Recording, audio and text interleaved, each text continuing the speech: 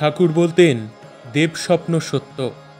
দেবস্বপ্ন দর্শন করে তদানুযায়ী আচরিত ক্রিয়াকর্ম ও জপ করতে সক্ষম হলে ভক্ত সন্তানের আধ্যাত্মিক সমুন্নতি লাভ সম্ভব। একে বলে স্বপ্ন সিদ্ধি। শ্রীমায়ের স্বপ্নসিদ্ধ গৃহী ভক্তের অন্যতম হলেন সুরেন্দ্র সেন। তিনি স্বামী বিবেকানন্দের আমেরিকা থেকে প্রত্যাবর্তনের পর স্বামীজির কাছে ধর্মজীবনের কারণে দীক্ষা সন্ন্যাস প্রার্থনা করেন। অবধারিত দীক্ষার দিনে স্বামীজি অপর কয়েকজনকে দীক্ষা দিয়ে তাকে ডেকে বলেন, ঠাকুর বললেন আমি তোর গুরু নই। ঠাকুর দেখিয়ে দিলেন, যিনি তোকে দীক্ষা দেবেন তিনি আমার চেয়েও বড়। স্বামীজির এই কথায় মর্মাহত সুরেন্দ্রবাবু নিজেকে তার অনুপযুক্ত বলেই মনে করেছিলেন।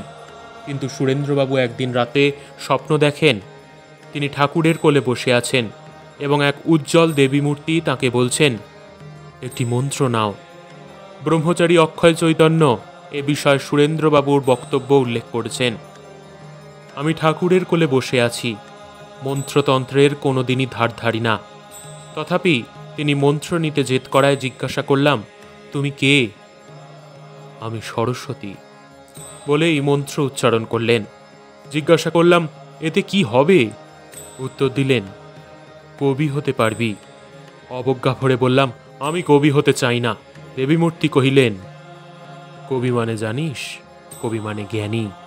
এই কথা বলে জপ করবার প্রণালী পর্যন্ত দেখিয়ে দিয়ে অন্তত 108 বার জপ করতে আদেশ করলেন। এইভাবে প্রায় 9 বছর কেটে যাওয়ার পর শ্রীযুক্ত শরৎচন্দ্র চক্রবর্তীর প্রেরণায় মাকে দর্শন করতে তিনি জয়রামবাটি যান। সেখানে 4-5 দিন থাকেন। দ্বিতীয় দিন মা তাকে ডেকে দীক্ষা নিতে বলেন এবং তৃতীয় দিন লক্ষ্মী পূর্ণিমার দিন মা তাকে দীক্ষা দেন। দীক্ষার সময় মা তাঁর ডান হাত সুরেন্দ্রবাবুর মস্তকে এবং বাঁ হাত তাঁর চিবুকে রেখে দীক্ষা দিয়েছিলেন। মায়ের দেওয়া মন্ত্র শুনে সুরেন্দ্রবাবু দীর্ঘকাল পূর্বের সেই স্বপ্ন দর্শনের কথা স্মরণ করে ক্ষণিকের জন্য সংজ্ঞা হারিয়ে ফেলেন। প্রকৃতিস্থ হওয়ার পরে দেখলেন তাঁর স্বপ্নদৃষ্ট দেবীমূর্তি ও মায়ের মূর্তি এক।